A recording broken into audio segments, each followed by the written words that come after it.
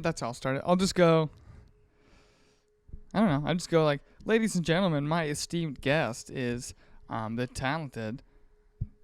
Yeah, you're talented. Let's just do, you're my uber talented sister who is an amazing dancer, Thank you. a hard worker. Thank you. You're grinding out there. You're Thank you. gonna graduate in December, Mm-hmm. and you have a degree in what? Biology and a minor in chemistry. Yeah. Pause. Turn that sass down. There's an attitude you have, and I don't like it. I didn't do anything. Look at that. I didn't do anything. But no. I'd love you to death, and I'm glad that you get to see my second home. Yeah, it's cool. I've never been here. Tell your face. You said it's kind of cool. It is cool. I've never been here, and like seeing it for the first time, like it looks. A little different than on camera, huh? Yeah. Like, I think it's like bigger than what you would think. Oh, so you think it's more impressive than it is on camera? Yeah. Like when you see it in person, it's more Yeah. impressive. Well. Yeah. Well, just because like, I mean, obviously, like if you're watching the video, you don't see like 90% of the light, room. yeah, the lights and like the cameras and like the screens that are in here and stuff like that. So. I mean, there's a lot that It's I had to cool. figure out too. Like Yeah. I didn't know I needed lights and I needed this and that, but then my videos were washed out, and it just you learn from your fuck ups, Yeah. which is what we're here to talk about, our fuck ups. Yeah. Yeah. I don't. What did you want to talk about? First of all, I'm putting this disclaimer out there. This was on the fly On the fly. that we decided to do this tonight. It is So 9:30. Yeah, so I self-tanned because I have graduation pictures actually. And well, it was supposed to be tomorrow, but they got moved to Tuesday. So in 2 days. So I wanted to be all tan for them. So if I look orange, that's why. Because I haven't washed it yet. But Of course. Yeah, you look hideous. no. You know what? I have a fear after I post this episode. You know what my fear is? What? That I'm gonna get 1,000 messages of people going, "Oh my gosh, is that your sister?" Not another one. Another one. Oh my No gosh. more stalkers, please. And no more stalkers, please. No, did you know that I had one? No. You never heard about that? No.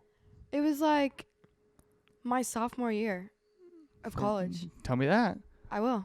I will. Exclusive. I will.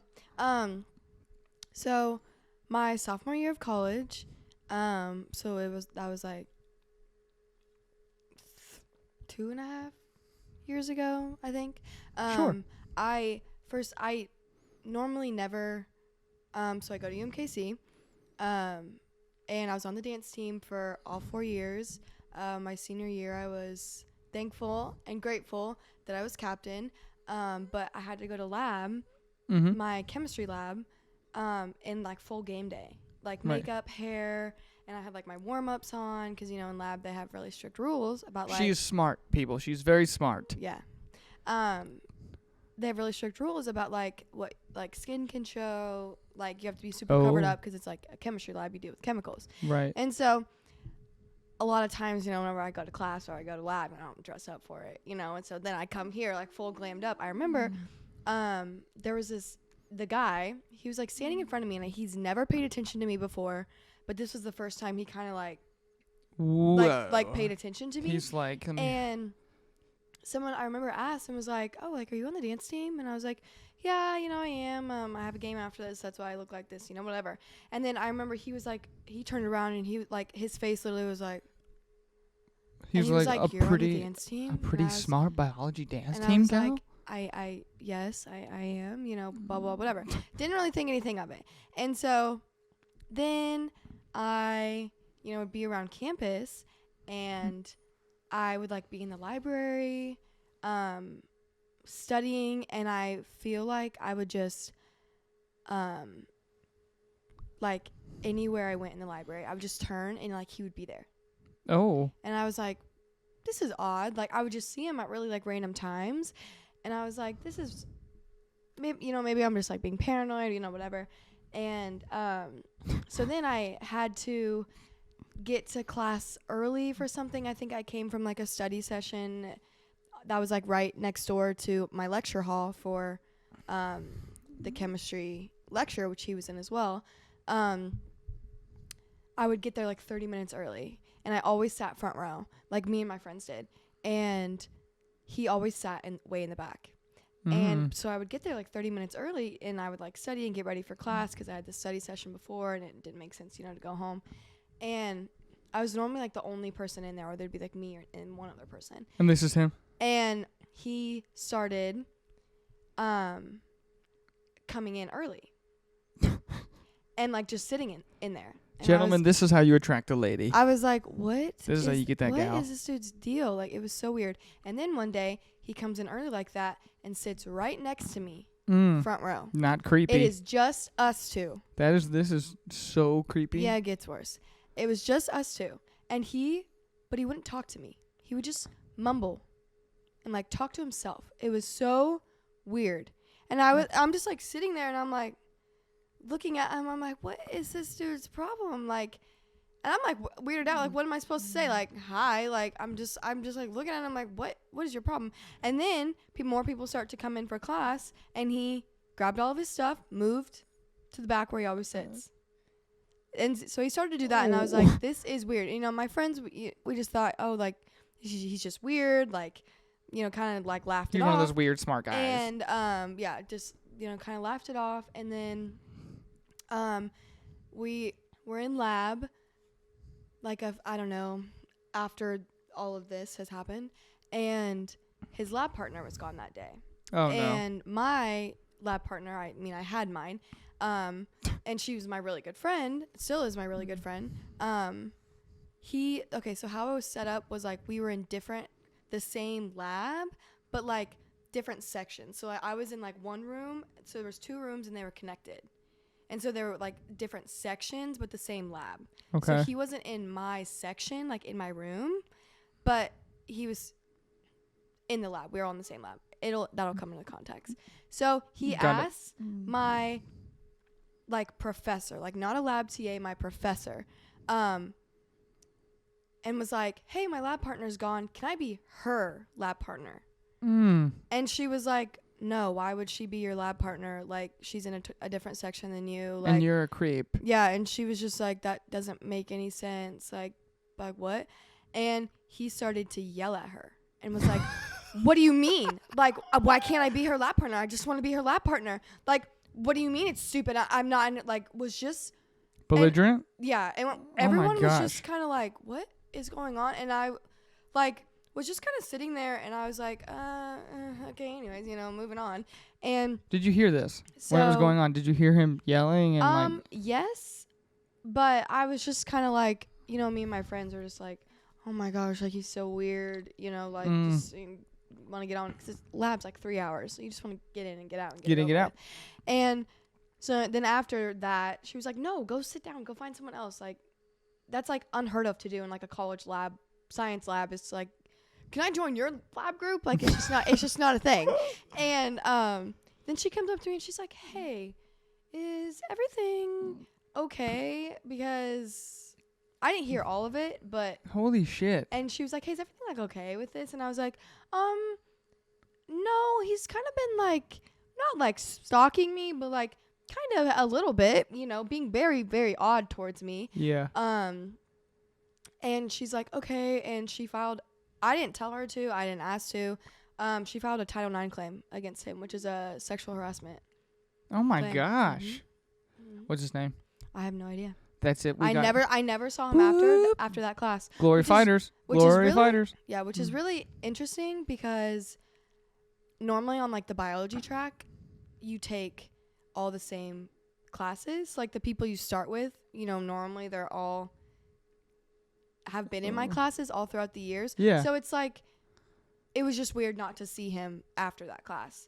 And I guess other people had complained about him too. That makes sense. Doing weird things. So I don't know what happened to him, but yeah, he's in prison.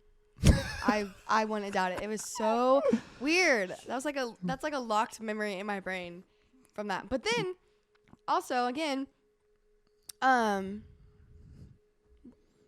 so I just moved, to my own apartment, and It's fancy. It's nice. yeah, You did a it's good job. It's super nice, and I'm really proud of it.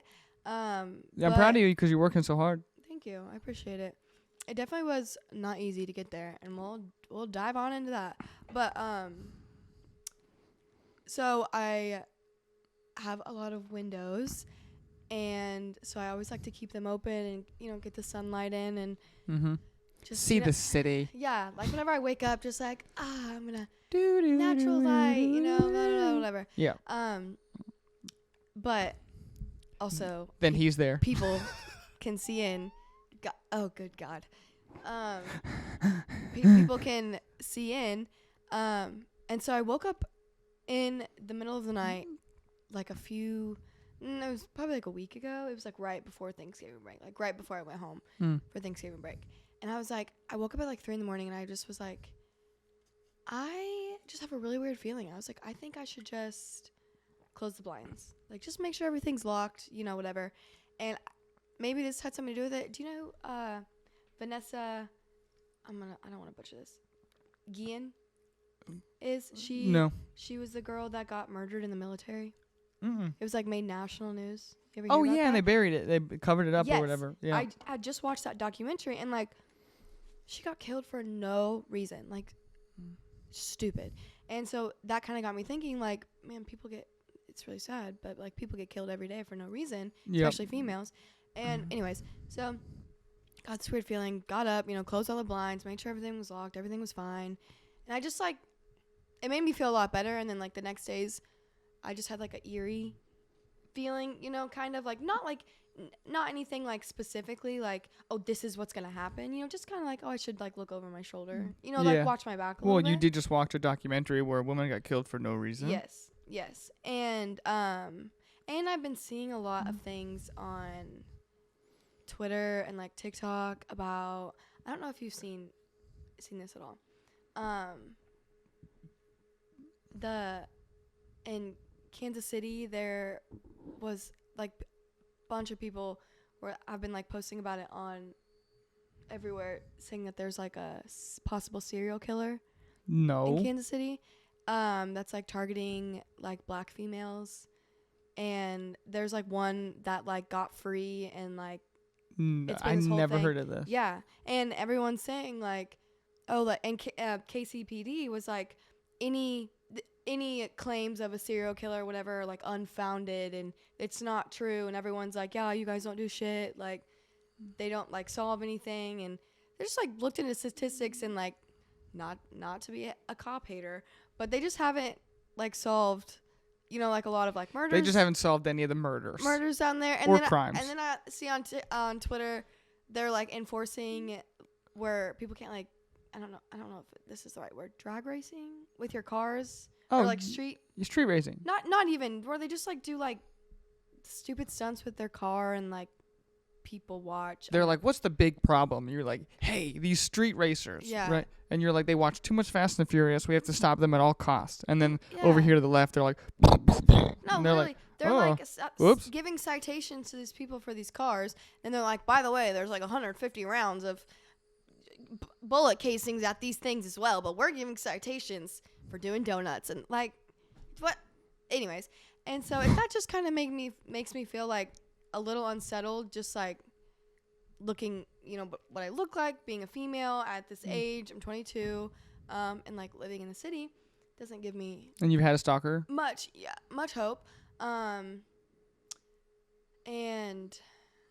so then, I went home for a break, Thanksgiving break, and spent it with my lovely brother and family. That's me. But there's a gas station by our house that has very distinct fountain drink cups. And on the way back into Kansas City, I stopped, got a drink, whatever, and it's very distinct. Like, it has green and blue on it. And I've never seen them anywhere before. Like, I've never seen these cups at any other gas station. And so I obviously took the cup home and threw it away in my trash can, at my apartment, and didn't think much of it. And like, we have like a valet trash thing that like takes our trash and whatnot. We have like a trash room, so whatever. Well, you don't like dump it in a chute or anything like that. No, but I'm just saying like it doesn't sit outside. Yeah. Anyway, you know what I mean? I see. And it's probably in a dumpster like right outside your place. Yeah, probably something like that. And there's like a stoplight like a few streets down, that kind of like leads to the highway that I need to take to like get to school and whatever. And I was sitting at it and the other night and like 2 nights ago, and I kind of like look over and I see the cup, like this very distinct fountain drink cup, you know, like in the trash. Mm-hmm. Like someone had like went through, you know, the trash bag. Yeah. And I like kind of just like glanced and it like really caught my eye and I was like, man, that's so weird. Like what are the odds that like I would see this cup right now, you know? And then it started to make me think like, what did I do with that cup? And I was like, oh, I threw it away in my trash. Where did my trash go? You know, blah, blah, blah. And then I looked at the trash bag and I was like, I should check and see if my trash bags look like this trash bag. It was like gray and it had like a dark gray, you know, tie to it. And so then tonight before this, it like completely jogged my memory. And because I had to go get a trash bag and I used the same trash bags. The gray and the dark gray tie. I wanted to paint a picture real quick. For example, this is for the men. Is that not weird? No, it's extremely weird. I don't believe in coincidences. No. Like, that's like. That tops the list. Who like I was like obviously like meant to see that. So I'm just a little. On edge? Yeah. Well, also something that I don't have to do on a daily basis is worry about where I go. Yeah. So like a man, like I said, this is for dudes because like when I talk about it, people don't. They're like, that's not true. I'm like, yeah, it is. I'm like. Shit happens all the time, and like if you're a dude, you don't worry about it. Yeah. Like here's an example. You have to worry about leaving your apartment at night. I'm in studio at like 1 a.m, and I walk to my car and like, oh, like a gas station. Like I don't worry about shit. Yeah. You can't do that. Yeah. Like women can't do that, and I'm like, there's a whole different perspective. And there was remember that Netflix show where that guy, like. Went on like that serial raping thing, and it had these 2 detectives who were females from 2 separate. Oh, such a good show. I'll put it in the description or something. I don't know, but what it is like these 2 female detectives work in separate like jurisdictions, but then they somehow come across each other's file, and it's a serial rapist that's like, you know, they're on the loose. But he's going from different places because he knows that they don't talk to each other. Mm-hmm. So he's getting away with it, but different places at different times. And then one, I think the female detective figures it out and like puts it together and then goes to that one. And it's like the exact same. But before that, everyone, men, women, they all thought she was fucking nuts. Yeah. Because she's there. It's like he comes in. She's like, it feels like a memory or like a thing. And then. But I know it happened. Yeah. But everyone else says it never happened. And there's no other cases like yours. Yeah. You're just lying for attention and blah, blah, blah. Come to find out, she's just, like, there's a slew of girls who are just, like, at this dude's, like, mercy. And they don't figure it out until, like, long time later. Like, I wouldn't say at least years later. And then she finally gets this validation of, like, oh, this actually did happen. And other women actually did have this happen. But I mean, like, well, it's just like even now, like that little things like that adding up, like as a female, you're almost trained to be like, no, you're just being dramatic, and you know, you're just being oversensitive, or you're being paranoid, you know. And so I even like took a second before I like said anything, you know, to you, and I was like, okay, is this like actually something to be like concerned about, like to, you know, bring up, and even if it isn't, even if it's just like you. Noticing something like that, I don't have to worry about my cup that I threw away. Yeah. That I saw that cup and that's my trash bag. I'd be like, oh, it's just someone went through my trash, right? Yeah. But like, girls, you don't think like you can't think that way. Yeah. Because if you don't, it's like you're always like on. It's like you always have to be on alert, on edge, and I just think that's not only reflective of like what we're taught. Like, obviously, I was taught with good respect. We have grandma and grandpa and our parents, and like. There's a mutual like understanding that you are nice, you treat people nice, and then you treat women with respect. Yeah. But I think that's very few in between. They're just like, I mean, again, I'm not here to be like, oh, society's fucked because they do this and they don't teach Yeah. their kids. And I'm like, but I mean, it's not something they even look at. They don't bat an Yeah. eye. They don't go like, oh my gosh, what about this women? Yeah.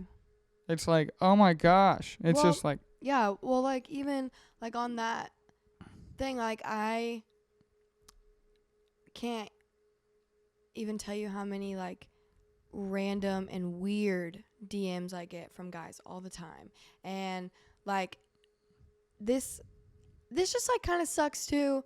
And, like, I don't want this to come off, because when I've, like, complained about this to my friends before, they're just like, oh, wow, it must, must suck suck to be you and pretty and popular. Yes, It's because they're yes. insecure. Just And, FYI, it's because they're insecure. But, like, sometimes, and, like, I'm very grateful for, like, the way that I look and, all that. And that's not, like, what I want this to come off as. But sometimes it's just, like, what I'm getting at. I have had many Uber drivers Mm-hmm. that are male follow me on Instagram, get my number somehow, and ask me on dates. There was one time over the summer where me and my best friend Gwyneth, we took this Uber, and he took us, dropped us off out, and he was like, hey, like, he drove a Tesla, so we were like, oh my gosh, like, you drive a Tesla, that's so cool. Oh, look at that screen. Look how cool yeah, it is. no, literally. And he was like, yeah, play whatever you want. Like, we were, like, drawing on the screen, like, whatever. And he was like, yeah, like, here's my card, if you ever, need a ride or something, like, this is my, like, personal, contact information. I can, like, take you guys, you know what I mean? So you don't have to go through the Uber app, whatever. And we're like, Like, we want to because we're for like, this reason. yeah, we're like, oh my God, that's, like, so cool. Thank you so much, Yeah. whatever. And so, we either had called him or went through the Uber app and got him something along that sort. So we got him again, and he, like, took us through the McDonald's drive-thru at, like, 3 a.m. And if you know anything about McDonald's Kansas City drive-thrus at 3 a.m, They're it will slammed. take you hours to get your food. And we got 17,000 drunk idiots in line. literally, and there's, like, always one person working, and you're just in line, and you're drunk, and you're like, I'll wait however long it takes for this. You're like, whatever. I want my McChicken now. Yeah, literally. And he was, like super patient, and he, whatever, and waited in line, and then he, like, it was way too long, so he, like, took us out of the line, took us a quick trip, dropped us off, and we're like, oh my gosh, like, please. No, it wasn't through the app. Now that I'm saying this out loud, that's... KK's lucky to be alive. Yeah. But we're like, oh my gosh, like, please, like, let us, like, Venmo you or something. You waited all this time, missed out on all these things to take us, whatever. He's like, no, like, don't worry about it, whatever. And so we always had his card, and we thought it was odd for sure. Like, the encounter. So we were like, let's probably not, like, use him again, whatever. Yeah, let's not do that. And he I think he either got us again on Uber and took us out or something, and, like, I had to get his number because You happened upon him, or you actually, like, called him? No, okay, let me backtrack. There was a night out, and it was super late, and we came back to my apartment, me and Gwyneth, from going out, and she wanted to go, and I think she wanted to go home, but, obviously she couldn't drive. So she's like, oh, let me just call him. Like, no Ubers were out, no Lyfts were out, nothing. And so she's like, let me just call him, whatever. And it was like her and, like, a few other people, and, like, guys were there too. So I was like, felt, comfortable sending, okay, yeah, her we on got our way. Right. And she called him. I guess he waited a super long time outside. I guess she forgot that she texted him and called an Uber. And so he's outside waiting for her, and she, like, gets in an Uber and, like, leaves, and he's just, like, waiting. I didn't have his contact information. And then the next morning, she was supposed to babysit and take her babysitting kid, her nanny kid, somewhere, and, like, didn't show up. And so I was like, no, like, it happened. Like, the one time I left her, like, something bad happened. And It's so, the I'm worst calling, thing. I'm calling on, and I'm like, wait, he took her like, I have his card. Like, let me text him really quick. So then that's how he had my number. And I texted him like, hey, is she okay? Blah, blah, blah, blah, blah, whatever. And then he proceeds to text me.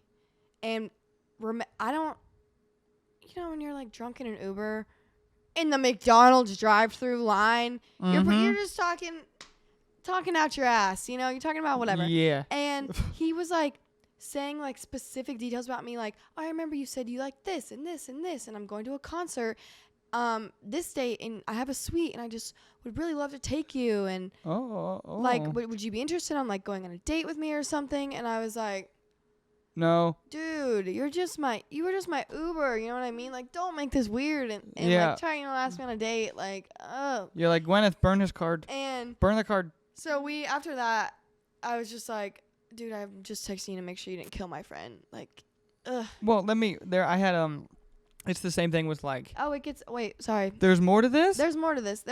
He didn't stop after that. There was a few months later where we actually did use the Uber app, and we called an Uber, whatever. We're like, okay, all right, you're going to be here in whatever minutes. And we're like, it's a Tesla. And we're like, who's the driver? No. And we look at the driver, and we're like, you have got to be kidding me right now. No. It was him. And it's not like he didn't know our names on the Uber thing. I don't know if you can see that or not if you're an Uber driver. And we get in the car, and we were like, should we cancel? Like, and whatever. And we're like, I mean, he's already here, so whatever. And it's like through the app. And so we get in, and he acts like he does not know us. And we're like, bruh. Like, I mean, creepy, but like, better. And he was like, and he was like, no, I'm not. And we were like, okay, we are not a cop, but okay, see you never, weirdo. Got out. That tells you his behavior. He's like, oh shit, I've been caught again. Ugh, it's so weird. But it's just like stuff like that. It's just, and like people treat you differently. Like I don't want to sit here and be like, oh my God, like, it's, like, so bad to look like this. Like, that's not, you know, that's not, like, what I'm, like, getting at. But, like, pretty privilege is a thing. Yeah, but also, like, being hated for no reason because you're pretty is also a thing. Yep. Like, I know all about it. I know.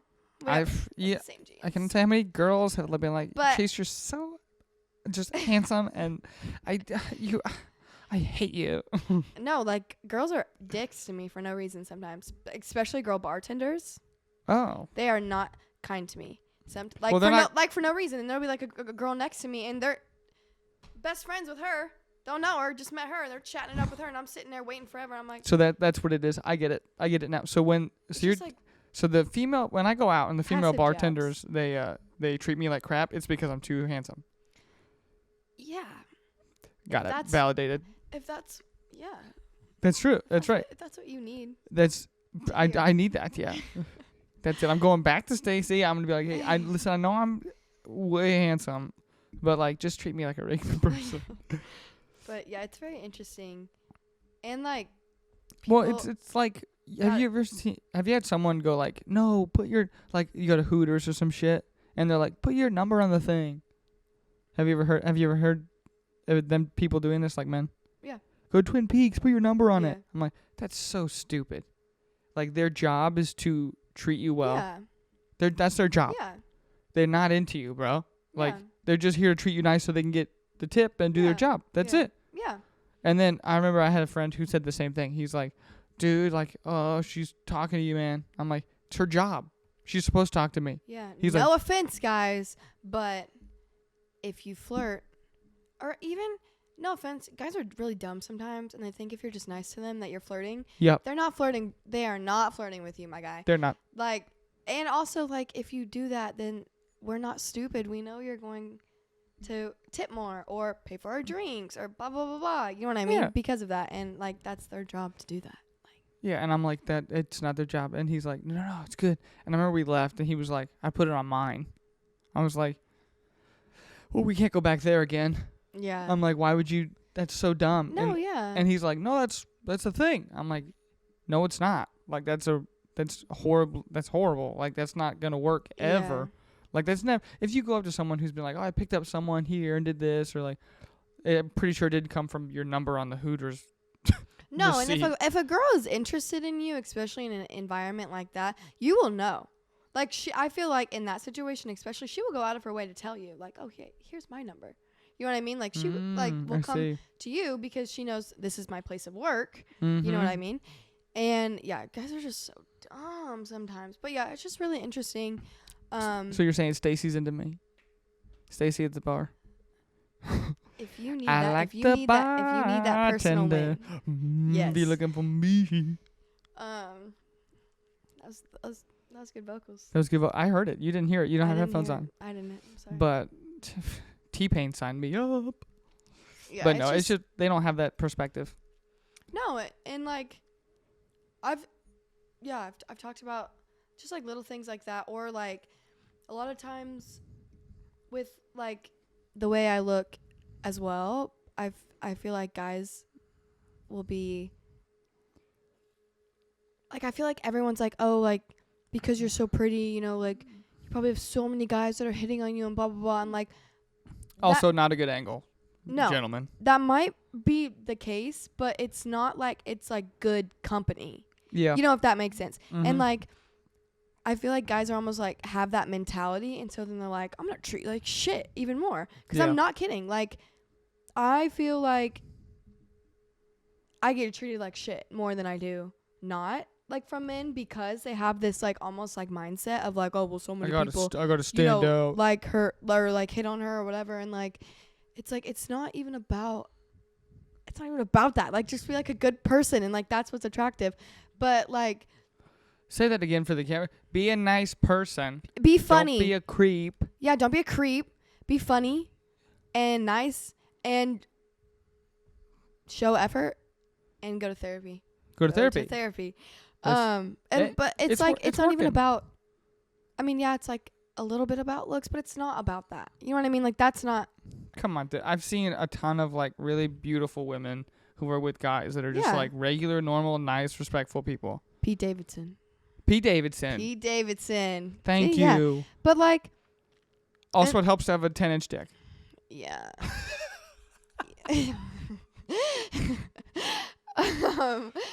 And welcome back to the Brother and Sister podcast, where I look like a fool because my sister's in the building. What was I? ADHD. Where was I going with that? I don't know. Last thing I remember is singing Bartender, and then now I'm just trailing on my ADHD, like ADHD. Couldn't even say the word. Yeah, I don't know. Oh, I remember. Pete Davidson. I remember. I remember where I was going with that though.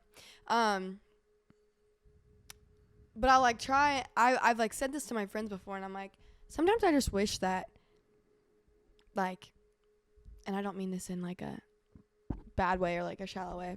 And I was just like, sometimes I just wish that like I didn't look like this, or I wasn't, you know, pretty. And so then if guys actually, you know, hit on me or like tried to like date me, I know it would be for the right reasons, and it's not just like use me and like treat me like shit or whatever.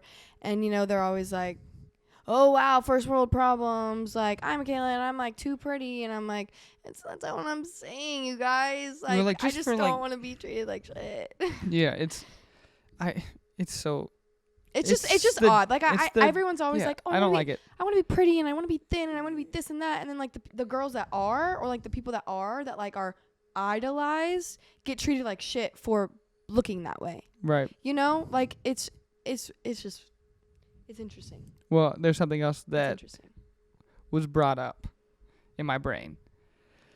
Now, so I still don't get why dudes do this, and I don't understand why it seems like a good idea, but I don't know where it comes from, but I don't know why they feel the need to be an ass.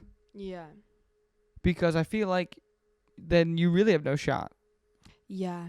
And then you further your cycle of being a pent-up horny person. I can't tell you how many guys will like hit on me and then insult me. And I'm like, did you think that was going to work? And one thing about me is I do not hold my tongue. I'm a very outspoken person. I am not afraid to be mean to a man at a bar, anywhere. Really, I'm not afraid to be mean to a man. I will. You've been mean to me multiple times. Right to my face. Okay, you probably deserved it. But anyways. Moving on. Moving on. Anyways. Cut that. And so I'm like, did you think that was going to work? Like, actually, this is really funny. Last weekend I was out at the bar. Oh, no. And this guy came up to us and he was like, this is so dumb. Guys think you guys are so original for this. So slick, huh? Doing this. Oh, you know the game rock, paper, scissors? Like, you want to do rock, paper, scissors and whoever wins. If I win, then I buy you guys drinks. And if you... Or, wait, no. If I lose...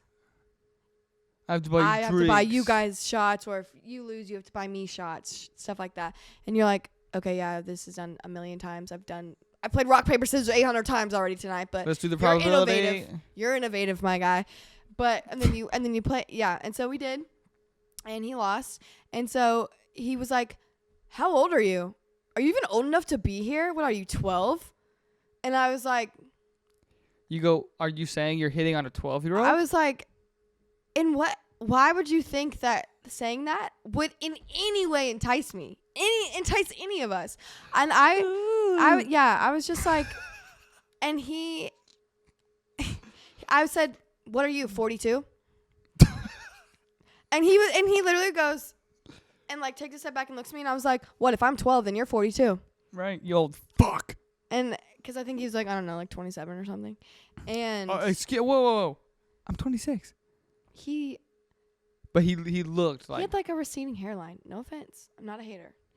But you seem to be hating. It was just let me set the scene. He was giving... Oh, I didn't play football in college because I had a knee injury, or I would have went deep. I would have went to the league, but I was in a frat. Yep, I hate this guy. I'm a finance bro, and I'm really tall, but I have a receding hairline, so I'm insecure. Dude, okay. That's what it's giving. Tell me if this is a wrong thing. You can tell me if it's wrong, because I'm your brother, and you can be mean. This is what I would do. If you want a woman to notice that stuff, you won't say it. Yeah, or you won't be like, I own a Tesla, I do this, or like I live over there, I do this. Like, they don't care. No, that I'm immediately like, it's the same thing. It's like cookie. Like if I'm with a group, like if I'm in a group with like, okay, let's say I go out, like we went out with the Glory dudes, and that we all like everyone fights. Like I'll lump myself. I'm at the bottom of the barrel though with these guys because they're fighters. They actually do it for their job, right? Cauliflower ear, like they're in the shit. You're not bottom of the barrel. No. Don't sell yourself short like that. Oh, no. Not. I'm not bottom of the barrel in terms of talent. I'm saying with that group, I was the one who doesn't fight, but I've been training. You know what I mean? But thank you for the self-talk. See, she is nice.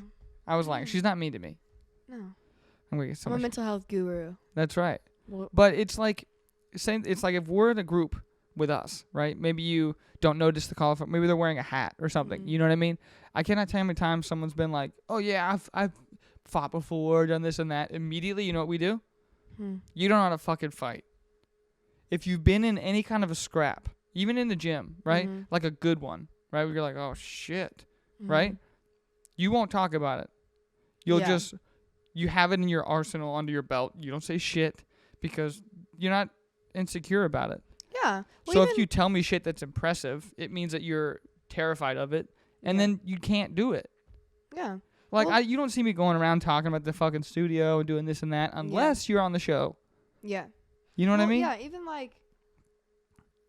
being a dancer your whole life, like, I went to UMKC. I was on the dance team there, which is a Division I team. It's one, You've been to nationals. Yeah, it's one. I've placed top 5 every year at Division I, nationals for dance. The UMKC's dance team has won a national championship before for dance. It's legit. And yes, but you don't see dancers at that level, if they're like, "Oh my god, you're so good." People, if they like watch you dance, you're just like, "Oh, like thank you." Like or you're like, "Oh, no, I'm not that good," whatever. But none of my teammates ever, are ever like, and there are some of my teammates that were phenomenal. Would never be like, "Yeah, I'm really good." Half the time they're like, never. I'm not even that good. Yeah, and you're like, shut up, dude. Like, right. You do 8,000 turns. Like, be quiet. But yeah. I just think that's your clue. Like, if you want, and how do I put it? I don't need to put it in a nice way. It's just like, you don't need to do that. No, it doesn't work. No, you're just like project like internally. Go to like, therapy.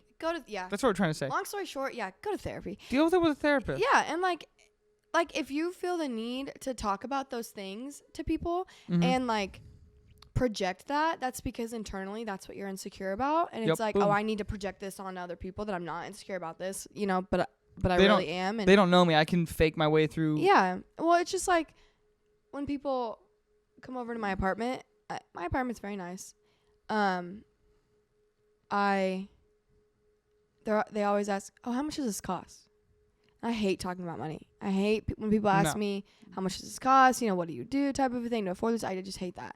And I'm just like, oh, like it's this much. But like I don't really, you know, want to get in the nitty gritty details. You know, I don't really like talking about money. And they're like, "Oh, so like you're rich, blah blah blah blah." And I'm like, I just don't want to talk about this with you. I don't care. Like I'm like thankful and grateful that my apartment looks like this and I have a space that's so nice, but like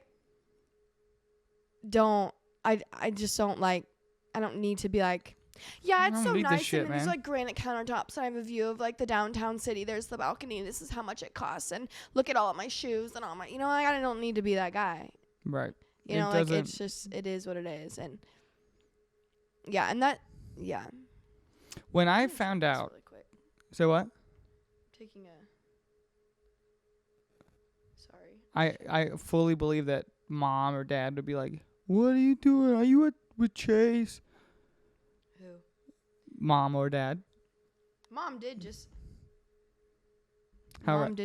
She didn't text me, but she loved a message. Oh, good. I sent her. Thank goodness for moms. But thank goodness for Michelle. Well, I guess I can say it. I have this thing where I can feed mom like crazy stuff and mom can feed me crazy stuff. For example, Delusional. Yeah. Yeah, listen to these psychos. Listen to what they did. So we have your location. Yeah. Mom woke up at 3 a.m, worried. And always. But hey, you gotta admit, some of that intuition. Sometimes I will give it to her. It's on. 9.5 times out of 10. It's on. It's correct. But then the 0.5, we look like psychos. And so we saw you in an apartment. It said it was near an inn. We were like, oh my gosh. And we woke up and I was like, well, I don't want to be on the wrong end of this one. I don't want to be like, nah, it's nothing. And then KK's like this in the trunk. Like, you know? So I was like, let's just go. We have stuff to do up in the city. Let's just go check it out anyways. And we drive there. We're calling you. You're not answering. We're trying every tactic. We're like, we're going shopping. How about lunch? Let's go to lunch. Nothing. And then you're like, this is how you answer the phone. Hello. I go, KK. I go, we're outside of this apartment. Wow, it's really nice. What, are you in here? And you're like, yeah, it's Gwyneth's house. And I'm like, oh, I did recognize this. And you go, and you started just like talk nonsense. And I'm like, someone just had a hard night out and they're sleeping it off. Yeah, I was asleep. And then we went to bed at not our finest, like 6 a.m. But not 2 minutes later, you go like, you answer lucid, like you just got like you just woke up lucid. And you go, no, I want to come. I know, I did. And I'm I was like, she's safe. You guys are going shopping and lunch. I want to come. I go, KK, she's safe. Yeah. Yeah, no, I know. I answered the phone, and well, cause first hello. my mom called me and she's like, hey, like, what are you doing? And I was like, I'm at Gwyneth's. Like, I was sleeping. And she goes, yeah, I know. We're actually outside. And I was like, what? This is not the first time that my mom has pulled up on me at like a friend's house. Listen, we've made a mistake. We made one mistake. Yeah. I don't answer the phone, which I'm thankful that it's like that. But I don't answer the phone for like a few hours, and my mom's about to 911. What is your emergency? My daughter is missing. I think she's one of the ones in the documentary I watched about this and that, blah blah blah. And then she answered. She goes, "Oh no, she's calling me right now. Hold on." She actually was just Bring. taking a nap. Oh, she's taking a nap. She's had a hard day. But love her. We love you, Mom. It's good. Also, sorry for feeding some delusion in you. You two feed off each other though. We're the same. Yeah. We're It's the really same. weird. My mom and Chase are like, as I've gotten older, the same. And me and my dad are also really similar. I want to pitch you the scenario of Dad. So here's a definition of why Dad treated you different and me different. I am a white person, and I burn like a peach. So I remember I couldn't go to the pool without my swim shirt. Mm-hmm. And he goes, "You going to the pool?" I'm like, "No." He was like, No. He goes, "That's it. Put on your swim shirt. Here's some sunscreen." He goes, "Let me just spray you down right now." I'm like, Dad. And I'm like 13. I'm like, they're going to make fun of me. And then he's like, "Yeah, but you won't be sunburned. You don't want cancer." And I'm like, No, I don't want cancer. And he's like, It sounds like you want cancer. I'm like, I don't want cancer. I'm like, Dad, please. are you gaslighting me right now? I'm 8. He's like, put this on right now. I was 14 in the same time period. Okay. You know, I'm with my girlfriend and my friends, and then we're going sledding down, like at the park, and it's like a big hill, and he's like, he gave me a helmet. I remember this. And then I didn't wear it. Then you all as a group collectively came over to me at the park, and you were like, "Chase, we're going home if you don't put this helmet on." I go, "I'm not putting on a helmet. Yeah. I'm not doing it." And I'm like, my girlfriend's here. They're like, "I don't care. Put on a helmet." And I'm like, so I put it on. And then, of course, I go down once, twice. He's like, "Thank you. You guys go somewhere else." I take it off. He comes back and goes, "That's it. We're going home." And I'm like, aw. Well, it's something else that, Boo. yeah, poo. Boo. A poo. So it's like I think you guys left to go do like some polar plunge or something. I wasn't allowed to do that either. Well, He thought I would die of hypothermia. I think, you guys left, I remember. And I was like, "Don't leave. I'm bored." I couldn't go. I went back home. And I'm like, "No, it's like a challenge they do." And like, "You're going to die of hypothermia." And I'm like, No, yeah. they're like, your skin is so thin. It's going to go right to your organs. I'm like, oh my gosh. No.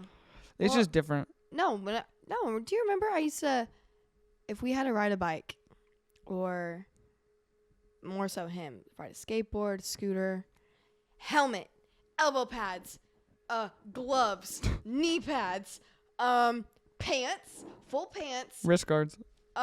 wrist guards, long sleeve shirt. There was no, and a sweatshirt.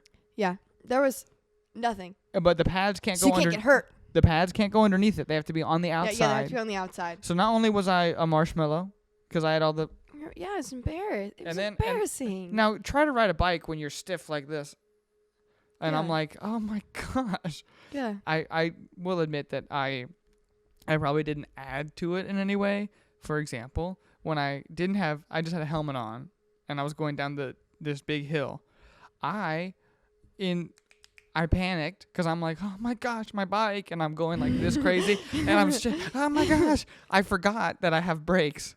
Yeah. So then I immediately hit the curb, wink, and it just flipped over, and I did a full front flip and landed like straight on my ass, and then the bike went flying into the neighbor's yard.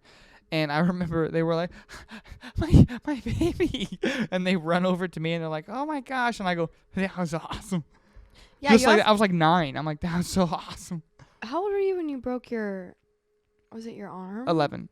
Oh, he broke his arm skateboarding. So first the bike, then the skateboarding, but then on top of that, So then we were all just. I ruined it for both of us. Yeah. But then you just went like this, "No," and they go, "No, you have to," and you're like, "No." No. And they were like, "Shit." Like they were like, "We can't do it with her." And then they go, "Chase, put 2 pads on for Yeah. cake." I'm like, "No, I don't want to." And they're like, "You're grounded." I'm like, "I don't want to be in trouble." And then they're like, "You're in trouble now because you're not listening to us. You back talking." And then of course here you go down the street in the bike with nothing on. You're just like, "Bye, I'm going with friends." And I'm like, "Save me!" Like out the window. I'm like, it must be nice to feel the fresh air in my hair. Like Yeah, I'm never it gonna was feel just- that. Yeah, Me and you were also very different. Yeah. Well, I'm not the pretty one. now. Not so much now. See, okay, quick thing. See, even right there, you were just like, oh, like subconsciously, you made a can't talk. You made a comment about, oh, like my looks, and Yeah. I can't tell you how many times being around people that happens. Like, people will be around me and they'll be like, oh, I don't want to be next to you in pictures because you're so skinny and I can't look like this because I'm going to look fat. Or, oh, of course you look like this today. You always look so good when I see you. Just like little things like What that. do they do at that point? They just go like this, hey, do we have any chunkies?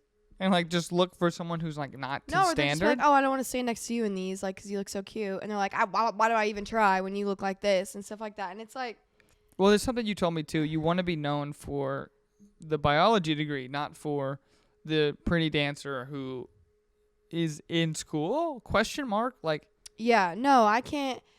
are you passing? Yeah, Like, that's yeah. another topic. I actually, not that long ago, people came over to my apartment and they were like, oh, you're about to graduate? Like, what are you graduating with? And I'm like, oh, biology, chemistry degree. And I remember this guy looks at me, he goes, how did you pass through that? And I was like, Punch him. I want to punch him. And, of course, all my friends are like, no, she's Punch actually him. really smart. But it's like, you shouldn't have to be like, but, like, actually, she's really smart. Like, what do you mean, actually, she's really smart? Like, I can't, like. Also, thanks for the backup. I can't. Actually, she's like really smart. I can't, like. Okay. That helped. I just feel like, especially, like, as an athlete and just, like, dance kind of in general. And I feel this way towards, like competitive, like, cheerleading and dance and gymnastics and, like, ice skating and, like, stuff like that. It's almost like you're made to look pretty at those type of sporting events, athletic events, whereas, like, if you're a female basketball player, you don't, that type of dynamic is just different. And so it's like, oh, because you do this and look like this, you have to be put in that box. And I feel like a lot of times, that's just kind of like an athlete thing, like, oh, if you're an athlete or you're on a college team, that's the box you're in, you can just be an athlete. But then it's like, no, actually, like, I am really smart and I have a lot of interests in, like, mental health and, the brain and, like, all of that cool stuff. And so then it's like, oh, so you're in that box, you're in that smart box. And then it's like, well, no, but, like, I'm also on this. And then it's like, well, I'm also involved, in Greek life and I'm the recruitment chair and, I'm in this. And it's like, okay, so now you're, like, a sorority girl, that box. And then it's like, but there doesn't need to be a box. Like, you can be all of those things, like, collectively at once. And it, like, shouldn't be such, like, a, like, shock that just because of what you look like doesn't mean that you can't, like, do all those things. Like, there was one time I remember I went on a date with this guy and it was, like, the third date with him. And he was like, I was telling him, what I wanted to do. And I want to go to PA. Well, at the time I was pre-med, so I wanted to go to medical school and be a doctor. And now I'm pre-PA, so I want to go to PA school and be a therapist and do all the things. But I remember he was like, you're so pretty, you don't even need to work. And I was like, yeah, I just, like, wasn't raised that way. And, like, I'm like, what is this, 1960? Like, I hate him. He turned out to be the worst. But But he's done. But it's just, like, little things like that. And I don't know, it just, you can be all of those things. Like, you can be whatever you want to be. At once. And it's just because of. That's why I was so attracted to the fighters. Because it's like, I have them in here and they're like, listen, I know I fight, but, like, I have a full mentality that I can just go. If I wanted to, I could be a rocket scientist in 4 years. I could take the degree. And it's like, no one's going to tell them otherwise. Yeah. And it's like, that's contagious. Yeah. Like, that is something that I have to be around forever. So, like, if this is the place where I get to do that, then I'll own this forever. Yeah. Because there's no better value that I get. Like, and something else, like, you talked about money. Fuck money. Like, most people, the highest suicide rate is young kids between like 16 and like 27 who have money. Mm. Like that's the high, like that in money isn't everything. No. And like I've been around people and influencers, whatever, that have a lot of money, and they are just as sad, maybe even more sad than anybody else. Yeah. They just happen to have money. Yeah. At the same time. And they like, can just get bored and go get something from Gucci. Like, that's no different than me, like, oh, and then I go to like Ross or something and get like a shirt. Yeah. It's like there's just a different dollar amount that doesn't really add up to anything anyways. Mm-mm. So if I can like, I'll pitch it like this, and this is what it's going to be like from here for the rest of this show. Obviously, look at all the equipment, right? Mm. I really could care less about money if it looks good and it has a message like yours who can hit someone and do something and even change one person's perspective on an idea or something they can cultivate for themselves. It's like that brings more value than being like, I've got $3,000 in my bank right now.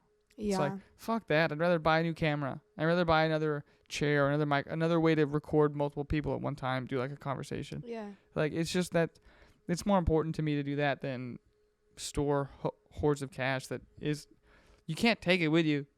No. Could you put it in the coffin seat? Could you stuff it inside the... What? Can we take a break? I have to go to the bathroom. Yeah, perfect. KK has to pee-pee.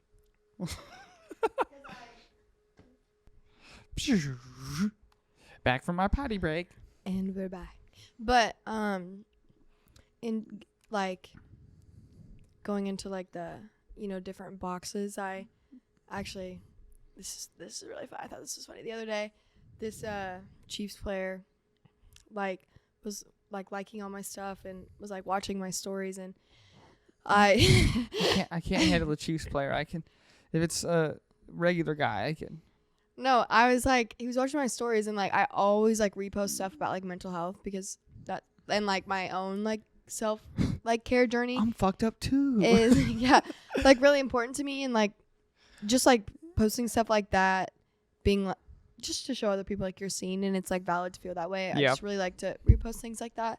And I like said to my friends, I was like, jokes on this guy. He probably thinks I'm posting a thirst trap on my story. Wrong. Mm-hmm. Mental health post. Yeah, he's like, what she got going on he's today? He's like, man, what's the story? Oh, mental health. Oh, man. He goes.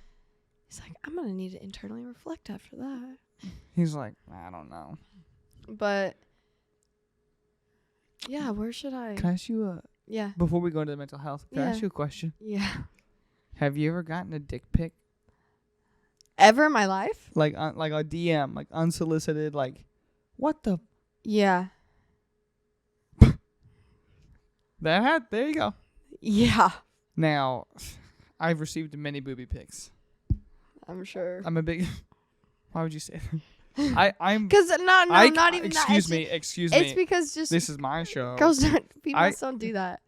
I mean, I've received many of the boobies. Just out of the blue. I've never received one. Exactly. I have got a dick pic though. Good.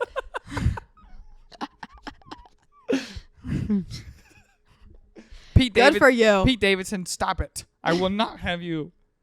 We will not succumb to the Pete Davidson curse. We will not suck on nothing. We are Pete Davidson for here. You say, what'd you say? I said we will not succumb. That's better than suck on. Did you think I said that? We will not suck on it. Do you think I said... I don't know what I said. Yeah, I just have like a really advanced vocabulary, if you didn't know. Yeah, so suck on that, Pete. Yeah, so suck on that. Not literally, not a real Pete. No, there's like tweets about that. About Pete Davidson's pee-pee? I mean, yeah, but like there's like the Pete Davidson curse. Don't know what that is. It's just like, because he just gets to like every female. So it's like, I don't know, you'll have to look it up. But I don't want to Google it. No, you won't see like his dick. There's like tweets about it. He has a funny joke about it. He's like, it's not big. He goes, Ariana Grande just has tiny hands. He's like, she has small hands. She's a petite lady. And Good he's night, like, man. he goes, giant in your hands, small in mine. Oh, good God. I can't even tail off of that. mental health. Just skip what I'm saying. Yeah. Just skip what I'm saying. Ignoring that. Yeah, so let's see. I started, I guess, like how I even got into mental health and like why it's so important to me. I had this awful ex-boyfriend.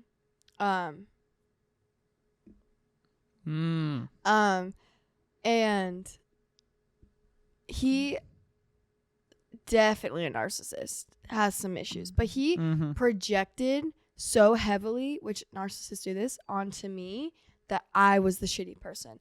I was all these bad things. Like, I was the reason the relationship wasn't working, blah, blah, blah, blah. And I needed to go to therapy, you know? And so I was like, I came out of the relationship and I was like, man, like, I think, like, at this point I had no, like, understanding really of mental health and, like, habits you have and, like, what's healthy and not healthy and, you know, things like that. And so I was like, you know what, maybe, like, I should go to therapy and I need to, like, fix myself and then this relationship's gonna work and blah, blah, blah, blah, whatever. And so then I started going to therapy and we, you know, started to, like, dive into a lot of underlying issues. Yeah, issues and just kind of like bringing things more to light. And yeah, then we were like, oh, duh, he's a narcissist. And so then I was like, I don't want to be with you. I'm in therapy. I'm aware of your tactics, sir. You will not love bomb me again. Me. But and so I started going, and this was like 2020, I think.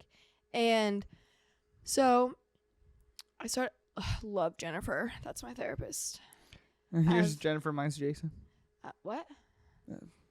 What did you say? Mine's named Jason. Oh, Jennifer and Jason. Jennifer and Jason. Jennifer and Jason. I have written on my whiteboard in my Love Jennifer.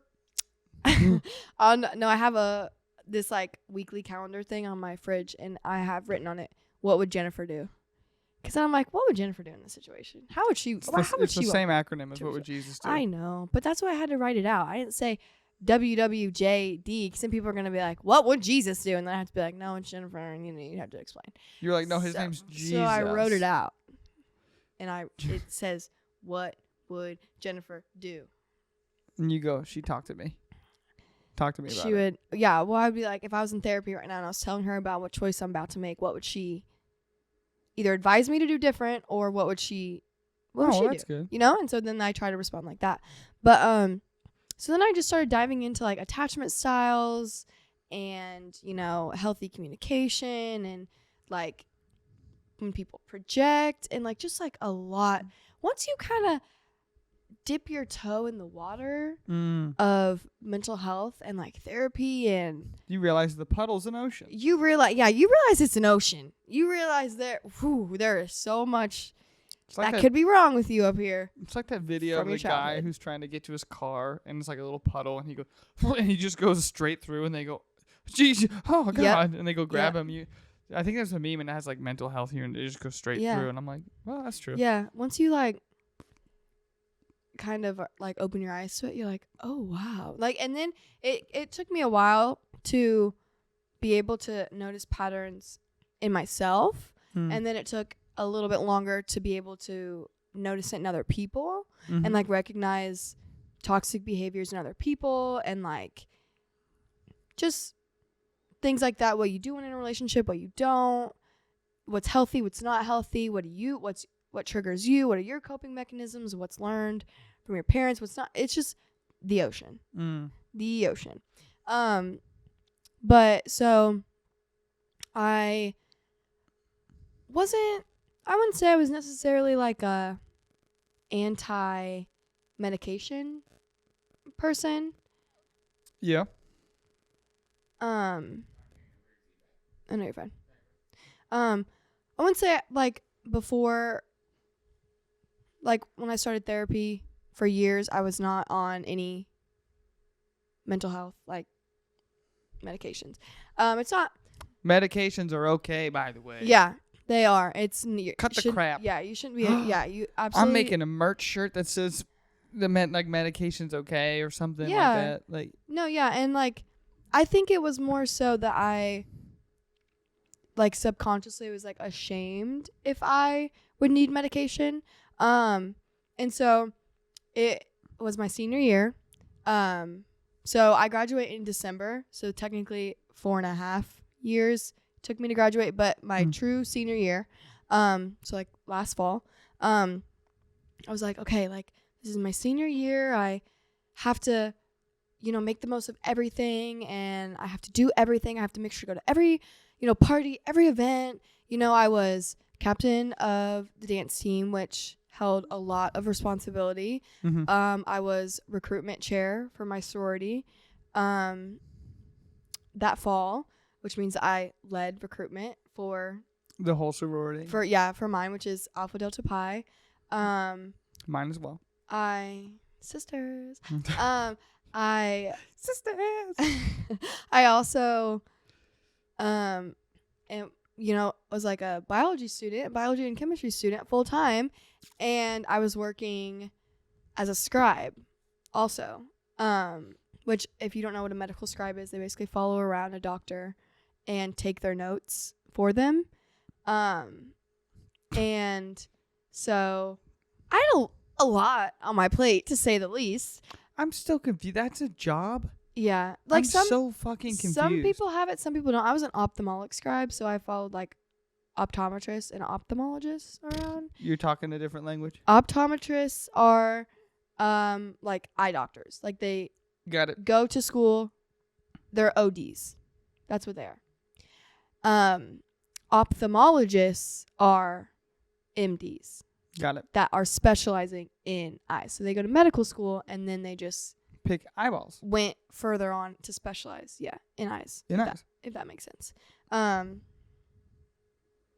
and it was confusing because, like, for me, it'd be like if I came in here and did the show, and then someone goes, "I have your notes." I'm like, "What?" Now I don't know what I'm doing, what I'm reading, what I'm saying. Well, like, I just am involved. I like to be involved in. No, yeah, it was an interesting environment because when I first got hired on, it was over the summer, so I had time like to actually work, like a full-time schedule, and this job was on the job training.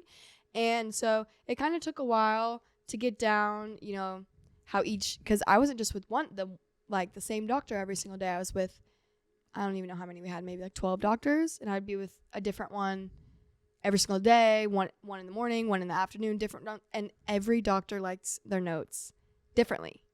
And so, they want people. They want them wrote, a different way. And so some like them long-handed, some like abbreviations, and so you just have. But some like hieroglyphs. Yeah, but you just have to learn like that on your own, and which was extremely stressful for me. Extremely stressful. Oh, I was also studying for the MCAT at that time too.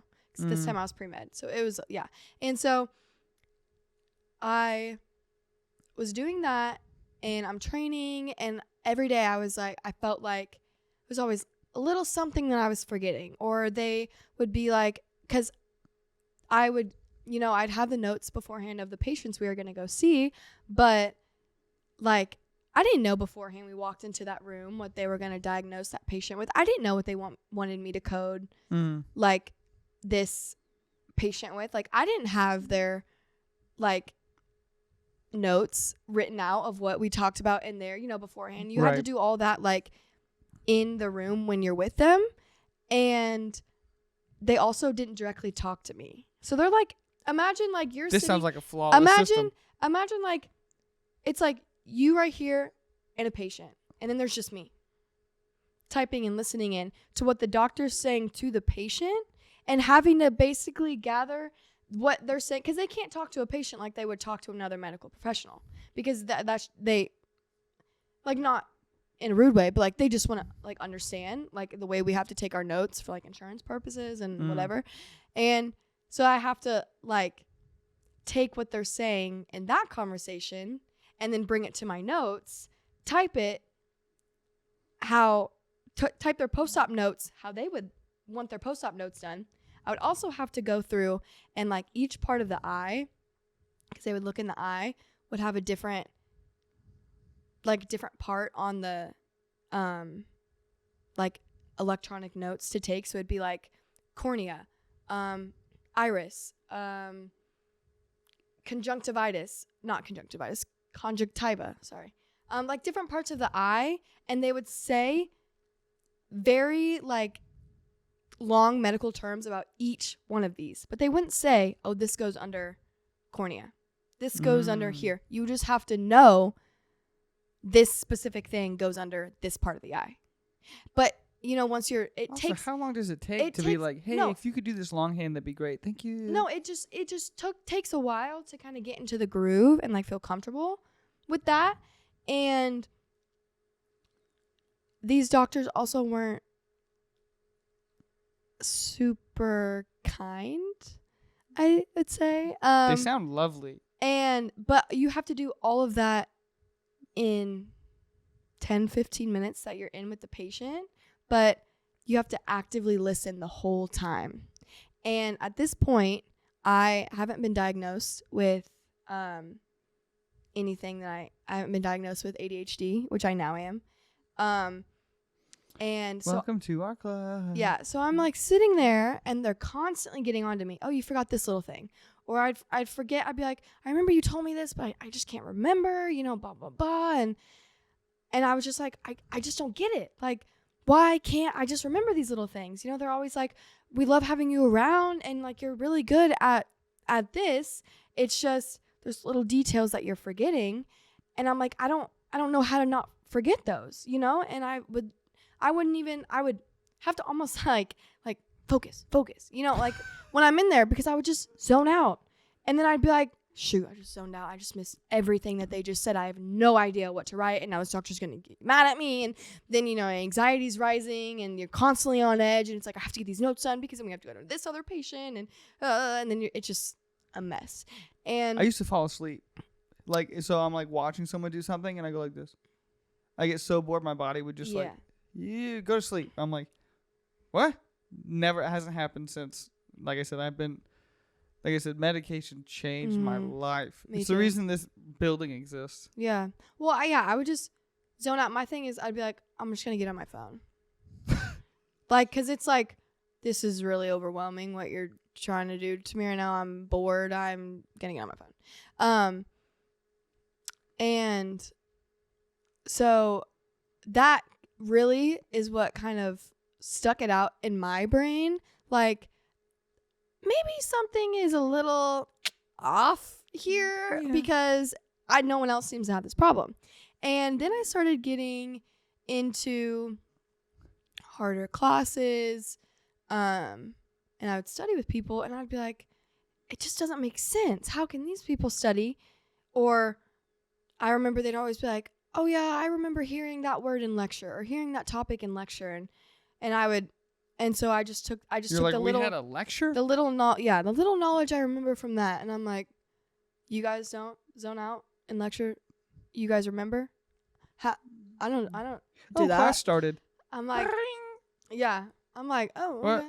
It's over. Yeah. And so what took them an hour to study, I felt like was taking me 6 hours to study and grasp, you know? And I'm like, it's just not fair. Like, I just don't understand. Like, it's not that I don't study. It's just that, like, something's just not clicking. And then whenever I get to the exams, it's like, oh, I don't know that one. I'm just going to guess. Like, immediately, it was almost like my brain would just, it's almost like it would take too much energy. Almost, like, think through. Answer. See. Yeah. Always see. And so it's like, I don't know. I'm just going to guess on this, you know? Keep going, whatever. I always used to be the first one done with tests.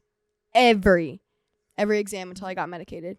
And then I used to wait and be like this. Yes, me too. Yeah. Because I would just, half of them, if I'm like, I don't know, I wouldn't sit there and think through it because I physically couldn't. Like, I'd be like, I don't know, I'm really bored right now. I wonder what I'm going to eat for dinner after this. You know, it's whatever. And so there was like that kind of brought my attention to that. And then, so on top of all of this, And I just realized I have a picture that depicts exactly what you're saying. I'm in college, in community college, and they're doing this lab, and everyone is looking at like this cool thing, and my brain in the middle of this lesson that everyone's like taking notes on, and it's in the shop, and there's things going on, and it's a selfie. Because I go, I really need to capture this moment. Yeah. I want to be here for this moment. And then there's a picture of me like this. It's selfie and has everyone looking down. And my teacher looks like this. Really? In the middle of the selfie. And I go like, and he hated me. Because also, he was like, this is your tool list. This is what you need for this community college class. And I'm like, great, cool, no big deal. I hated having to take so much time to like use my screwdriver. Guess what I did? I went to Home Depot the next day. And it was an electric screwdriver gun. This is what happened. We walk in. I don't tell anyone, and all I hear is everyone's like doing it with a screwdriver, and this is me. And my teacher looks around. And he goes, "What the fuck?" He goes, "What is that?" And I go, "I'm done." And he goes, "What are you using an electric like tool gun? That's not on the tool list." I go, I know, but this is like better, like faster. I did it. And he goes, I'll be the judge of that. And like tested the switches and did all this stuff. And I'm like, see, it works. And then he goes, get the fuck out of my class. And then his name was Tyler, and he was high all the time. He was like 28, like out of the military. Loved Tyler. And he looked right at my teacher, and he's like, dude, I'm reliving this memory with you. And he goes, like, that's actually really smart, and I'm going to go buy one too. And then he goes, you won't, or I'll fail you. Like crazy shit. And just an insecure teacher. And then he goes, I don't care. I want to go home and like play Rocket League. And like just started like zoning out. And then I'm like, okay. And then he told me to get the fuck out of the class. And I'm like, okay, I did things more efficiently. And I guess that's a perk of having ADHD and like wanting to do this. But then it doesn't translate well to regular life and getting things done. And what was that sign? I got 30 tabs open, Fiverr this. And yeah, it's like Fiverr frozen, 3 or something. And I don't know where the music is coming from. That's, yeah, no, yeah, I agree. It's just like, well, it's chaos. Yeah, but so it was like a slow slip, I would say, from the beginning of the semester to the end. I remember after every single game, I would go out to eat, with mom and dad and you guys, and they'd be like, how is everything? And I'd be like, it sucks. Like, I'm not doing good in school. Yeah. I have no time to study because I have all these things that I have to do. I'm in these hard classes that require hours upon hours of studying, and I just can't even force myself to do it. It's not that I don't want to. I just can't force myself to sit down and do it. Yeah, no, how many times have you said this sentence? I just can't. Yeah. It was like an overwhelming feeling. If I had to work that day, and I had the morning, I couldn't do anything before work. I had to make sure I slept in bed. It was like crippling. Like, oh, I have to go to work after, like, later. So, and then I'm not going to have any time to do anything. So I can't get out of bed before then. Like, it was weird. And then late at night would be the only time that I would have to, You're good. Keep going. That's just for me. I just had a moment. Oh, no, you're good. Like, late at night would be the only time that I felt like was my time, so I would stay up really late and just to, like, watch TV, be on TikTok, things like that. My time. And this is my time. So then it was just this cycle of, like, okay, well, if I go to bed at this time, then I'm going to have to wake up early and do this homework. And like, it was a constant battle of, like, do I stay up and study or do I, like, get some sleep, that type of a thing. And so then, it was just kind of like a slow progression. I was just getting really burnt out. I was really anxious all the time. And dance has always been like my safe outlet. like my outlet, like my safe place. Like if I had a bad day, you know, like I know I have dance and I don't have to think about it for that time period because, you know, there's nothing I can do. I have to be at practice or I have to be at this game or, you know, blah, blah, blah. And so then as captain, it's not, you're just having fun, I guess, anymore.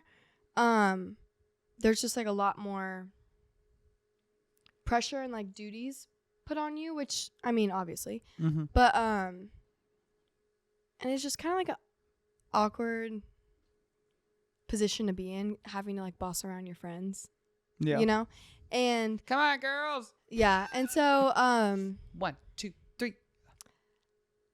Yeah, it just Danielle didn't hit it today. It just but being in a position like that where you have to like correct your friends, it like made me really anxious all the time. And so I constantly was on edge, and it was like being projected on in everything that I did, in every relationship that I had. So this like walked you into learning about the brain? Like these things that were, well, the first thing to not diagnose, but like walk through your own issues is to be like, oh, you have to I don't do this, I don't do that, but that's the worst thing you could do is go, but everyone's like that. And you're like, no, they're not. Well, yeah, this was kind of like, so I had like been to therapy, you know, for a while. Like that's what got me into therapy. But by this point, I'd been in therapy for 2 years. Now. And so I'd learned coping mechanisms for like when I get like anxious thoughts or, you know, things like that to use, like, but it got to a point where I was like, they just don't work. I just can't turn it off. I'm not learning things as fast as these people, blah, blah, blah, blah, blah, blah, blah. I'm burning myself out. I don't know how to say no. I'm people pleasing. I'm so whatever all the time because that's also ADHD related, because when that system fully breaks down, your life crumbles. Because the system that you used to develop this point to your life is now, it's garbage. It never worked anyways. You're like, my whole life doesn't work. And it's like the worst moment in your life. And like I'd always gotten by, you know, like I always got like just get by. Good grades, and like I got deep enough. You know, I'm about to graduate my biology degree, but I got deep enough into my degree. You know, I always was never the typical science student. You know, I always had a million things going on in my life that wasn't abnormal for me to do, because if I had a minute of nothing to do, I had to fill it, you know? And so it had never been a problem for me. But then once I got to this point, I was like, there's something off. And so it got to like close to the end of the semester, and I'm like crying almost every day. I hated going to work. I dreaded going to work. I would have to call in all the time because I needed that day to study, because I would have to go, you know, class in the morning, work all day, go right to practice till 9 or 10 o'clock at night, and then I'm not even getting home until then. And then it's like I wouldn't have time to study or get my homework done. Right. I have to call into work so I could do it, you know, during the day. And so then it's just more like anxiety being built on, like, oh my God, they're gonna fire me, they're gonna think about bad work, or they already right there with you. They already give me a hard time, you know, because I don't work as much as the other people, and yada yada yada, and I'm gonna miss out on the little details that they want me to, and just spirals, you know. And so I think what really made me take a step back and be like, something is wrong, was when I failed classes. I don't even think before this had gotten like a C in any of my college courses. I had never had a problem, but I remember I failed 2 classes that semester, and I felt like the worst person ever. Like I put so much of my self-worth on my academic Mm. achievements, because I had this deep rooted insecurity of the way that I looked. So I have to be smart because I gotta prove these fuckers Yeah, wrong. yeah. Because then they're not gonna finally look at me as like this, Yeah. like not this icon, but this like thing that they can just be like, oh. Yeah. I remember when I was in high school, my senior year, I told my teachers, one specific teacher, that I was going to be a doctor. I wanted to be a doctor, and that I was going for biology. And I just remember the way that he looked at me. Like, you can't do it, you know? And, like, the way that my classmates looked at me. Like, yeah, okay, you know, good luck with that type of thing. And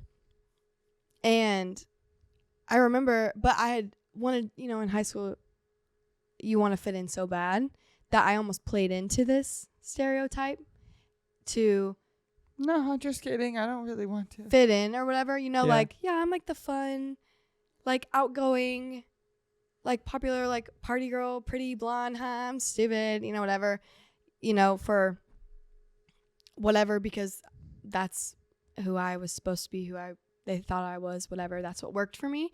And then once I kind of got to my senior year and I was like, no, like, I actually am really smart, and like I actually do want to go into this, and I really do like science. Then it was almost like I not put on a front, but it got to a point where that they're like, that's not you at all.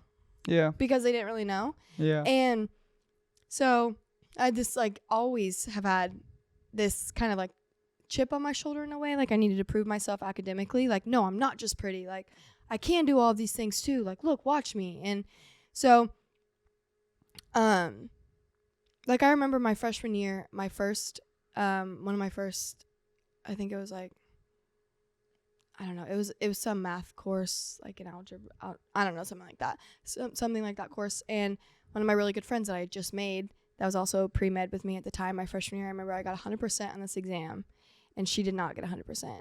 She still got good, like a 90% or something. And I remember she looked at it and she was like, it's just not fair.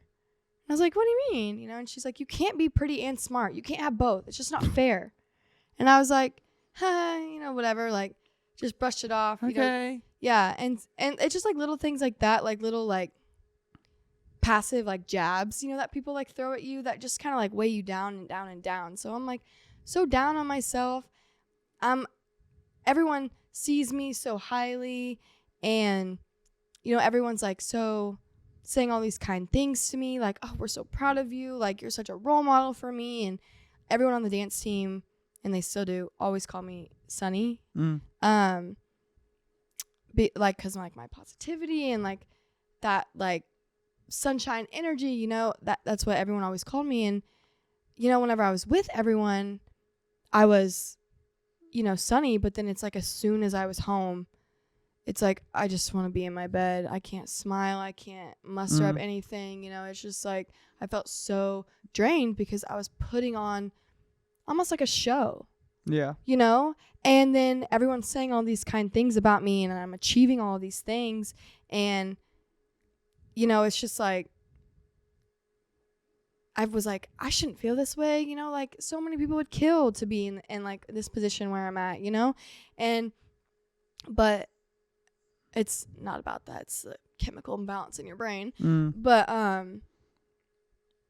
so, and then also this is like a thing with ADHD, is like you compensate so much for the way your brain thinks, and like your brain works so differently than like people that don't have it, and you constantly are trying, which I was so desperately trying to hide that I was depressed, anxious, all these things all the time from people. And so I had the worst imposter syndrome ever, because what all these people saw of me was me giving my best show all the time. Right. So of course they're going to say these things about me, because I'm giving you guys everything I have, you know? Let's put it on. Let's strap this face on and walk outside. When I'm at games, I'm this person. When I remember I won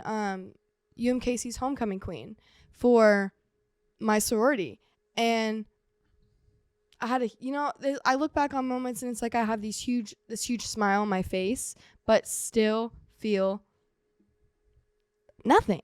Well, and something that's amazing upon further analysis and realization, a brother and sister who have ADHD, and two are very, very different. Mm-hmm. Yours is the zoned out, Mm-hmm. which is common in females. Inattentive. And then mine is the one that's the bouncing, sporadic, hyperactive. Yeah, yeah.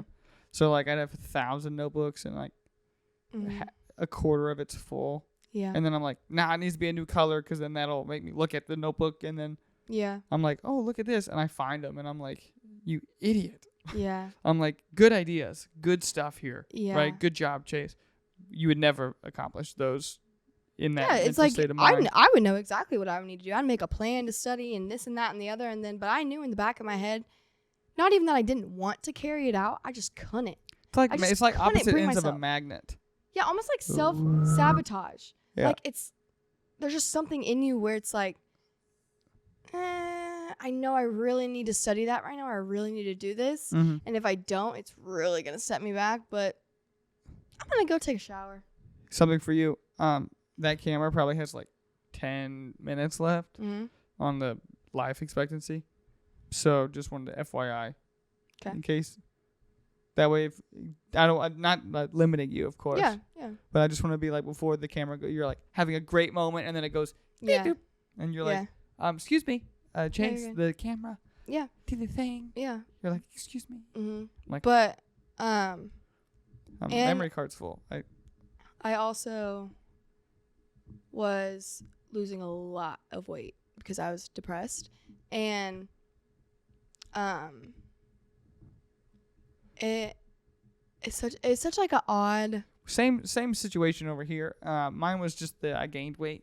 Yeah, it's such like an odd thing, especially as a female. Did you know that beer is bad for diet? You don't say. Yeah, you gain weight. Yeah, but anyways,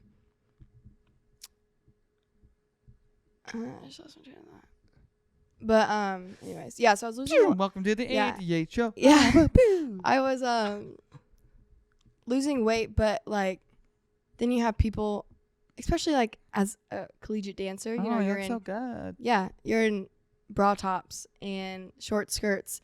Of course, you're gonna be conscious about what you look like because people do make comments about it in the stands. I know. It just makes me uncomfortable when they see me in the dress. And, you know, just like things like that. Chase, you look so good. I'm like, beer is essential to my diet.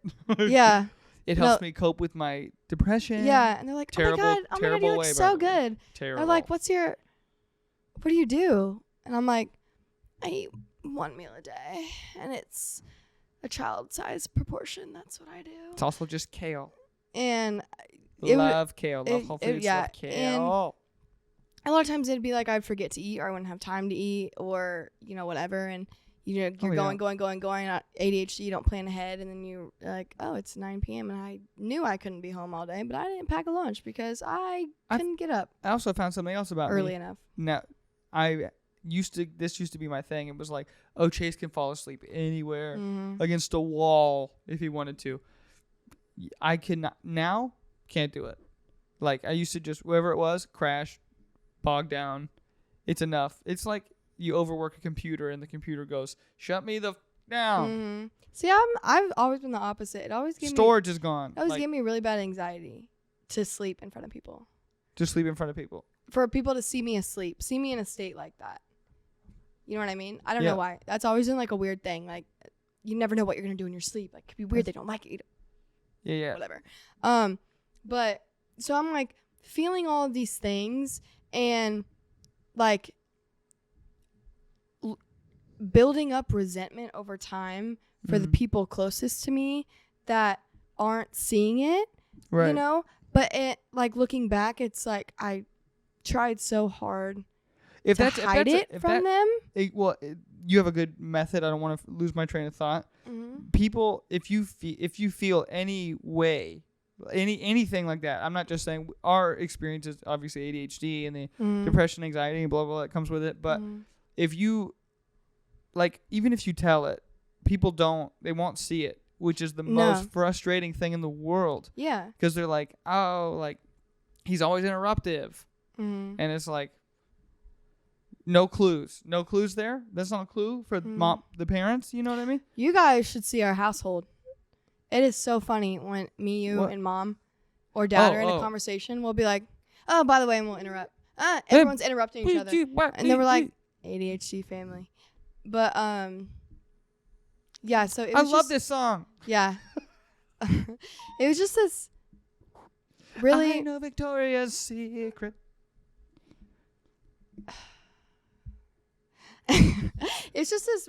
What? It's just nothing. It was just this really vicious cycle, I would say. And then... But, no, on what you're saying is, like, people don't notice. I remember I went home over, I don't know, Thanksgiving break then. And my best friend's mom, who she is like my second mom, like so close to her. She was the only person that outright was like, "You're so skinny," you know. And then I would talk to her, and you're gonna stay right there. Keep going.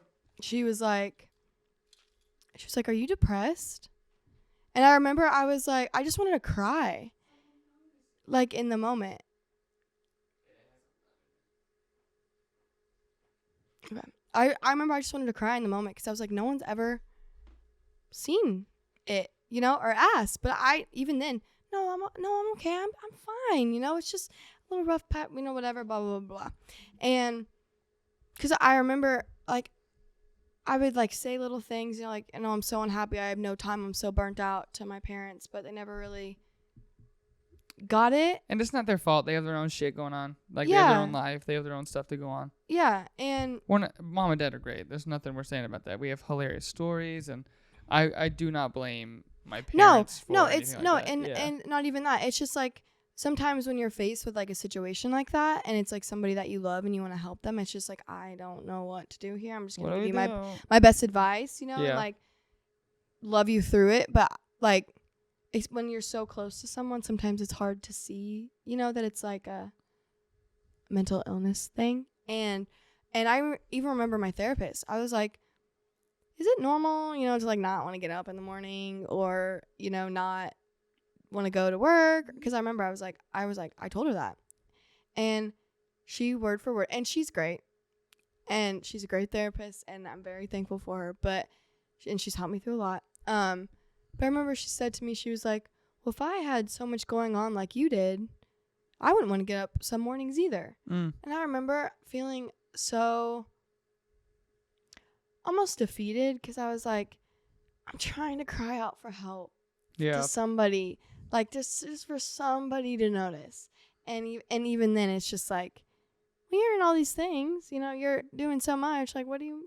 It's okay. You're just tired. You're doing so well. Yeah. And so then... You were like, I don't want it. Yeah. And so then semester went on, and second semester comes, and it's a little bit better, but I'm still kind of, you know, in this place and just really unhappy with what I'm doing and the environments that I'm in. And so then I think it was 6 months before I actually started on Lexapro. My therapist was like, I think this is getting to a point where coping, you know, just isn't enough. And, you know, you've tried and it's okay. She's like, but I think maybe medication would be a good option for you. And I was, you know, still in that, like, medication. Like, I don't need medication. Like, it's not that bad, you know, but like that type of cycle. And then you went and got on Lexapro and ADHD. Yeah, so listen here, shitheads. ADHD meds, yeah. And then do you have any negative thoughts? It's like... We're both medicated. Yeah. So, and what about it? What about it? And what about it? We are pro meds here. I'll fight you. But, or medicate you. Either. Yeah, or we might just tell you to go get on Lexapro. But, and I remember when... I'm running low. Serotonin. And that serotonin in this economy? No. But, and I remember our mom was like, yeah, like, it's helped him so much. And I, like, noticed how much it helped you. And I didn't want to die. Yeah, I think I was... That's a good one. Okay, that was dark. No, that's what it was. No, it was I know. Like, but yeah, I know that. Yeah. But, it's also why I went to the gym. Yeah. I was just like, I was kind of scared. I didn't know how it would affect me. I didn't want it to change me. You know, I didn't want to, but then I got on it, and I think because you went through that journey, it helped me, because I don't think I ever probably would have if you didn't. Yeah. And had someone to like talk me through it, like the stages of Lexapro and what it's like, and you have to mess with the dosages and figure out what's right for you. And it takes a little bit of time, but once you get there, like, yeah, it works. It's okay, and it works. And then it like almost like everything I wanted to be, all these like boundaries I wanted to implement, everything I knew I needed to do to make myself happy, I actually could implement. Because another thing with ADHD is like, you don't stick to routines. I can't tell you how many times I was like, I'm going to get up and I'm going to do this skincare routine every single morning. I'm going to do this every single day. I'm going to wipe my teeth every single day. And I would do it for like 2 days and then quit. Yeah. And oh yeah. It was like, I would say I'm going to do something, and then, I mean, it's also my job. I'm your older brother. Yeah. And so that helped me a lot. It allowed me to see that, because I got friends that are on stuff like that too, but I just think that it was just like a more, what's the word I'm looking for? I just think you were more like vulnerable and open with kind of what you don't say. You like exactly what you would felt, whereas sometimes I feel like my friends didn't want to open up about stuff like that, which is like okay. It's totally fine. It's your but thing. You were just very honest with me. And then that's kind of where we became, because we haven't always been this close. Nope. We actually hang out like as friends. Yeah. Like outside of like it's true. Life. But we didn't always do that. I used to throw books at you as a kid. He slammed my head into a wall. On accident. That is a story for another time. No, you. But it's not true, Mom. It didn't happen that way. But she threw a book at my nose, remember? No, I didn't. Or shoe. I kicked off my shoe at you, and he had just gotten his nasal surgery, and he faked that I hit him in the nose. And but Mom you didn't got know pissed. that till last year. Yeah. When I revealed it. Yeah. I'm a good actor, you guys. Yeah. Except for when I'm being honest and vulnerable. But yeah, and then I think like us like taking our own mental health journeys, and then being able to like be in a like healthy space to be like, this is what I went through. I'm okay talking about it. I'm not embarrassed. This is like from childhood. These are my own childhood wounds, my own trauma that I went through in relationships. We're at a mature place where we could come together as like siblings and friends and be able to talk about it. Yeah. And I think that's kind of where like our relationship went from just like siblings to like genuinely being friends. Yeah. Cause like it's like, yeah, like I call you about things because you're my brother, but like I call you because like your advice always makes me feel better, and I like genuinely like to talk to you, and you listen. Yep. And so it's not just, oh, it's just my brother. I have to talk to not just my bullshit. family. Yeah. And so gotta check on the kiddos. How are they doing? Yeah. Yeah, it's none of that shit. And if it is, it's because you're like, I miss him. Bring Madden over. Yeah. I want to go down there. Yeah. Let's watch a scary movie tonight. Yeah. Also, Smile. What a letdown. I know. I thought it was gonna be better. Do better. Conjuring 4. Conjuring. Actually, the other one sucked too. Nothing's better than the first one though. No, it's not. That still scares the shit out of me. I might watch it tonight. Ugh. And then go to sleep. That's probably not a good idea. What are you, a sociopath? Hey, do you want my phone number? I'll give it to you. I've got a Tesla, and I make that much money. I'm like, it could have been like I could have fought. Like, I really could have. I could have been a fighter. But, it's just so much going on. Like, I'm just too rich and awesome. I'm getting trauma. All right. Well, KK, I love you very much. I love you too. All right. Have a good night. It's midnight, by the way. Ah. Isn't that insane? Also, I've had to pee. Go pee. I've had to pee. Go pee. Go pee. I'll go pee. Thank you, guys. How do you end this? Just like that. I just go like, thank you, guys. Wait, cut right through my thing. Take 2. Thank you, guys. We'll see you next week. The ADHD show. That's it. Yeah. I'm Dude, you know what you should terrified. do for TikTok, all the little times you're like, wait, what were we saying? Or when we doze off, What are we doing? you should be like, take those and be like,